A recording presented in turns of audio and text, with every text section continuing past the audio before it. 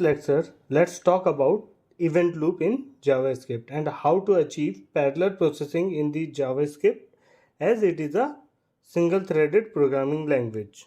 So there is no possibility that we can directly achieve parallel processing in JavaScript. Now let's see how I am saying that a JavaScript is a single threaded language.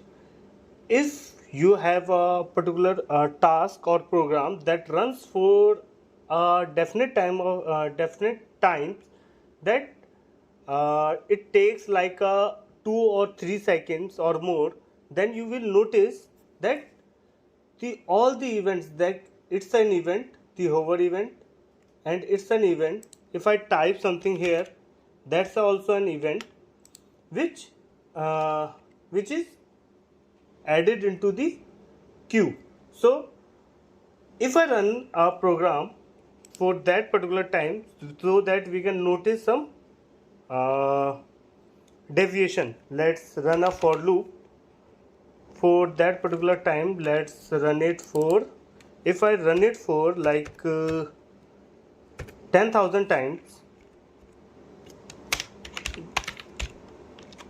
console.log, that's not necessary if that particular thing will works on your machine, because you have a different processing power. So it will, that's depend on your machine, that how much time it will take to process that particular program. So as my machine, let's do it with the 10,000 first, executed, and let's run it. So it doesn't take that much time, so that we can do something. So let's say, let's run it for like 10,000, 1 lakh, 10 lakh and 1 CR.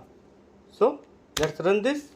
See, you have some deflection, but let's run it for 9 CR.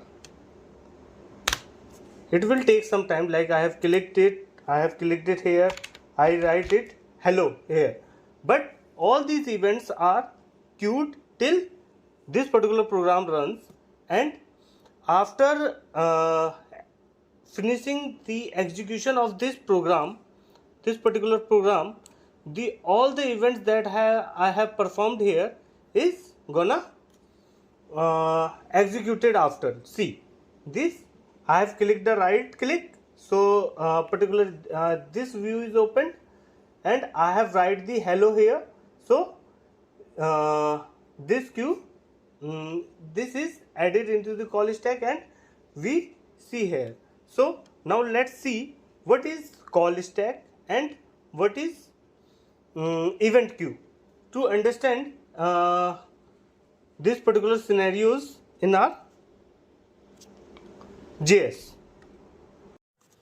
Let's see what is call stack. And before moving to call stack, the JavaScript engine has two main components. One is memory heap and another one is call stack. Memory heap is responsible for managing the memory locations for the variables or object, and call stack is responsible for keep tracking of the functions in the stack. So let's see the example of call stack with understanding and step-by-step functionalities. Now let's write a program to understand call stack. So let's make a function which is function square, which takes x as an argument and return x multiplied by x. Okay, and let's create another function which is q, which also takes x as an argument and return like x multiplied by square with x. Okay, so if I call this function, then what will happen? Like if I run this program, or let's say console.log,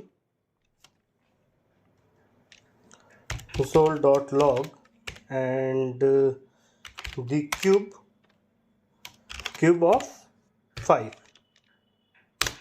So in this particular program, how the call stack works, like first, the first function which is added in the call stack is call log, and as it is a stack, so whatever the comes first in, it will goes out in last, or we can say whatever comes in the last, it will exit the stack first. So this console.log is added into the stack, and then here is the cube function that we have called. So another function that is added in the call stack is cube. So in the cube function we have a square function called. So another function that is added in the call stack is square. So in the square we have multiplied it x by x, which is a 5. Let's say it is 25. It returns the it returns the value to the cube function here, and this square function is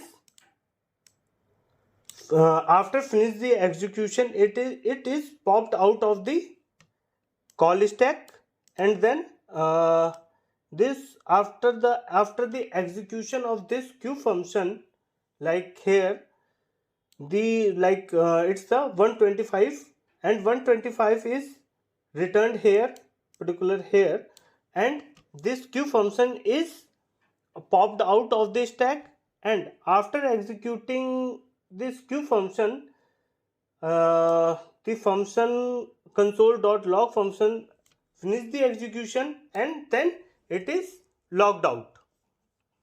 So after the logged out, the call stack is empty.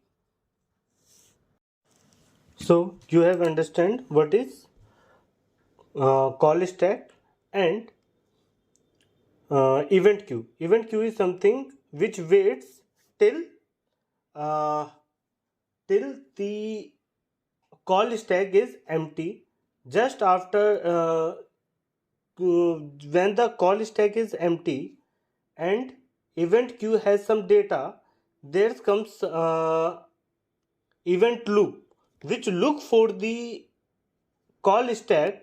If it is empty, it gets the program from event queue to call stack, and call stack will run that particular program. So what is event loop? It is a it is just a program who looks for, if the call stack is empty, then takes the event from event queue and add that particular program in the call stack.